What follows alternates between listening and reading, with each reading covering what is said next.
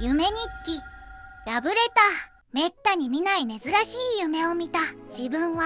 高校生時代に戻っていて、教室の一番前の自分の席で何をするでもなく普通に座っていた。するとクラスメイトの女子が何かをなくしたらしくて、バタバタと慌てて探し始めた。見て見ぬふりもできないので、自分も一緒に探してあげようと思い、椅子から立ち上がった。女子たちは教室の中を探していたので、自分は廊下に出て探そうと思ったら、いつの間にか手にラブレターらしきものを持っていた。表に何が書いてあったかは忘れてしまったが、裏には最後の一言がいつも面白くて好きになりましたと書いてあって、右下にラブレターの主と思われる女子の名前が書いてあった。自分はこれが探し物かと気がついて、その夢の世界の登場人物はみんな一度も会ったこともない、顔と名前が全く一致しない人たちばかりだったので、ラブレターに書いてあったこの名前を読んでみた。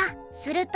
女子3人組がやってきて、何かもじもじしている。一番もじもじしていたのは身長165センチぐらいで、髪はロング。田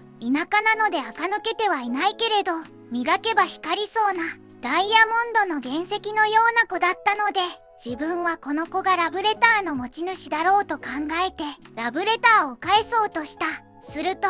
彼女は一瞬悲しそうな表情をしてうつむいた。自分は HSP で、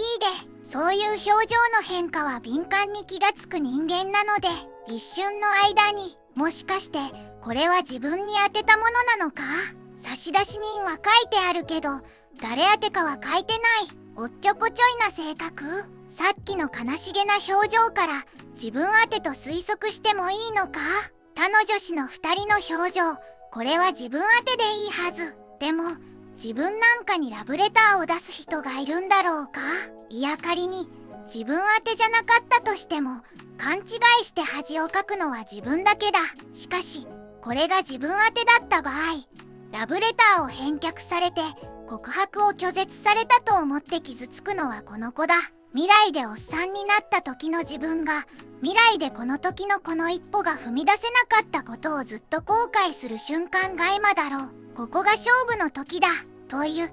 思考が一瞬のうちに頭の中を巡って、返そうとしたラブレターをもう一度自分の方に引きつけて大切にするからと言った。他の2人の女子はキャーキャー言ってぴょんぴょん跳ねながらはしゃいでいて、女の子は泣きそうな顔をしている。自分は次に何を言えばいいのかわからなくて戸惑っていると、先生が次の授業のためにやってきた。自分は教室の一番前の席に戻り、こらえきれない溢れ出す笑顔を隠すように下を向いて、手で顔を隠しながら大切にしよう、誰よりも大切にしようと思っていたら目を覚ましました。